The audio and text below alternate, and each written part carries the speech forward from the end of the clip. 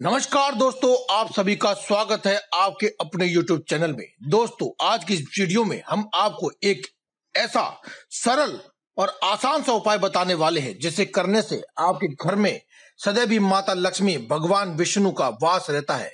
यही नहीं बल्कि साथ साथ भगवान गणेश आपकी हमेशा ही रक्षा करते हैं और हर प्रकार के विघ्न बाधाओं को आपसे दूर रखते हैं।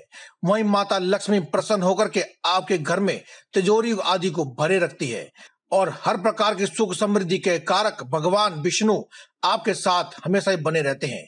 इस एक उपाय को करने मात्र से आपको ऐसा महसूस होगा जैसे कि कोई एक अदृश्य शक्ति हमेशा ही आपके साथ है, जिससे कि आपके जितने भी काम जो कि अब तक नहीं बन पा रहे थे वे अब बनने लगे हैं। हर प्रकार की समस्या आपकी सामने दम तोड़ देगी।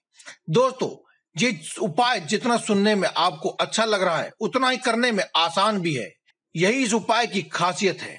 दोस्तों, किसी भी खास दिन या त्योहार पर, शुभ मुहूर्त पर अगर आप इस उपाय को करते हैं तो आपको इसका फल कई गुना होकर के मिलता है।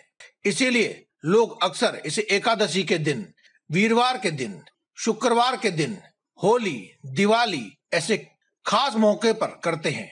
वैसे भी भगवान को याद करने का कोई समय, तिथि या फिर कोई शुभ वार नहीं होता है।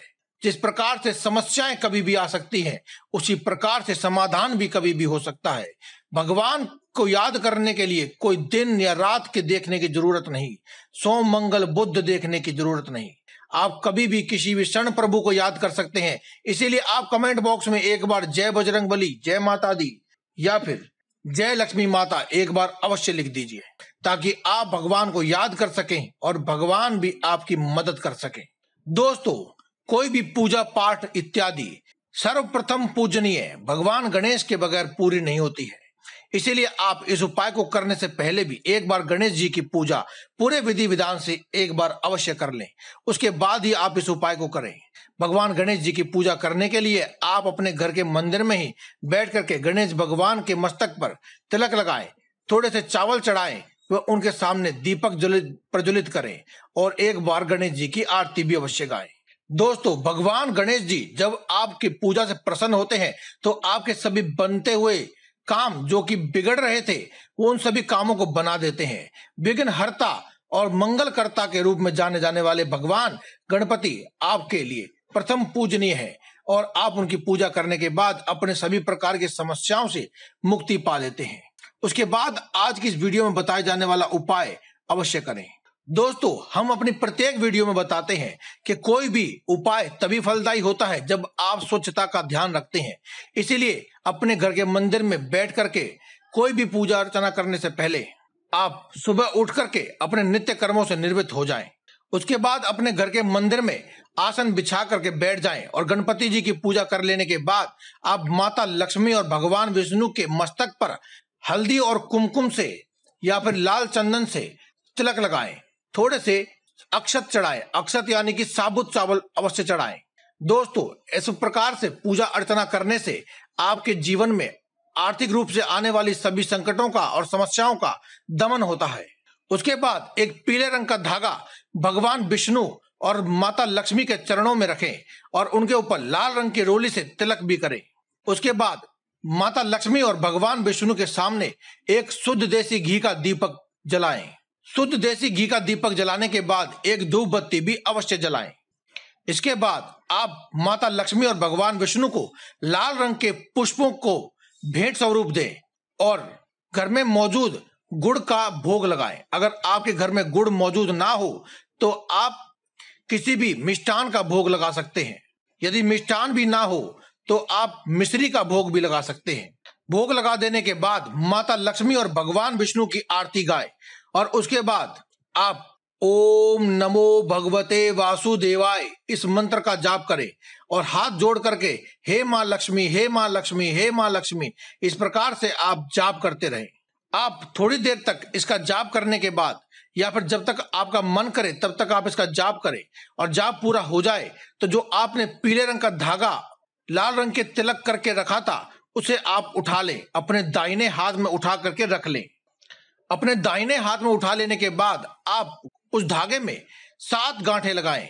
7 गांठें लगा देने के बाद आपको ओम श्री महालक्ष्मी देव्ये नमः इस मंत्र का जाप करना है।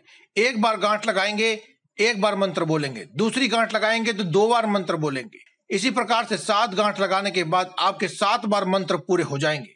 जब आपका मंत्र जाप और गांठें लगाकर कार्य पूर्ण हो जाए तो दोनों हाथों के मध्य में आप उसे रख करके हाथ जोड़ करके माता लक्ष्मी और भगवान विष्णु से अपनी मनोकामना कहेंगे और मनोकामना को शीघ्र पूर्ण करने की प्रार्थना करें।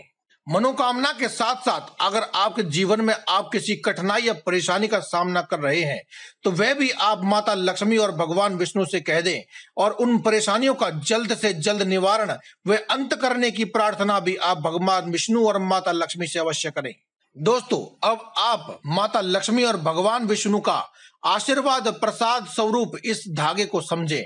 अब आप चाहें तो इसे अपने गले में पहन लें या फिर अपने बाजू में या कलाई पर बांध ले, अपने पर्स में रखें या अपने घर की तिजोरी में रखें या फिर जहां कहीं भी आप धन रखने का स्थान है, कोई व्यवसाय या दुकान करते हैं तो उसका गल्ला या फिर घर में जहां कहीं भी आप धन रखते हैं उस स्थान पर रखें।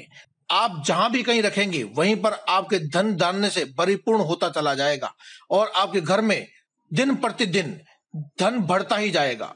दोस्तों, इतना कार्य कर लेने के बाद आपने जो सिंदूर से या फिर लाल टीका जो भगवान विष्णु और माता लक्ष्मी को किया था उसी से आप अपने मस्तक पर भी तिलक लगा ले और जो भोग आपने लगाया था उसे उठा करके अपने पूरे परिवार सहित आप उसका ग्रहण करें। दोस्तों, यह उपाय इतना कारगर है कि बहुत ही कम समय में अपना असर दिखाने लगता है। तो दोस्तों, आज की इस वीडियो में केवल इतना ही। कल फिर आपसे मुलाकात होगी एक और नई वीडियो के साथ। तब तक के लिए दे में इजाजत। धन्यवाद। कमेंट बॉक्स में लिखना ना भूलें। जय बजरंगबली, जय माता दी, जय मां लक्ष्मी, हर हर महादेव।